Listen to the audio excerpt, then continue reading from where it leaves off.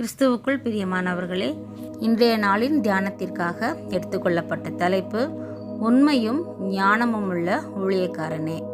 வேத பகுதி பரிசுத்த லூக்கா எழுதின நற்செய்தி நூல் 12ஆம் அதிகாரம் வசனங்கள் 42 முதல் 48 முடிய.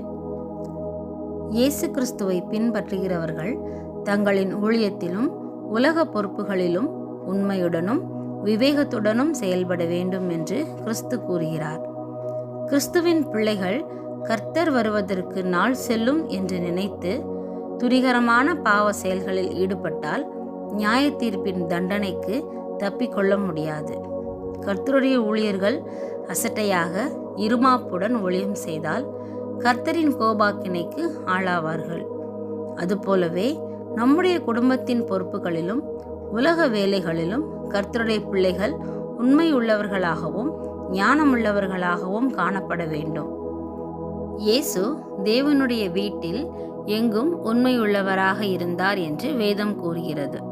இந்த நாளிலே நம்முடைய வாழ்வில் நாம் உண்மையாய் நடந்து கொள்ளாத தருணங்களை கர்த்தரிடம் அறிக்கை செய்வோம். கர்த்தர் தந்த பொறுப்புகளில் உண்மையுள்ளவர்களாய் வாழ்ந்து அவரை மகிமைப்படுத்துவோம். உண்மையுள்ள மனுஷன் பரிபூரண ஆசீர்வாதங்களை பெறுவான். ஆமென்.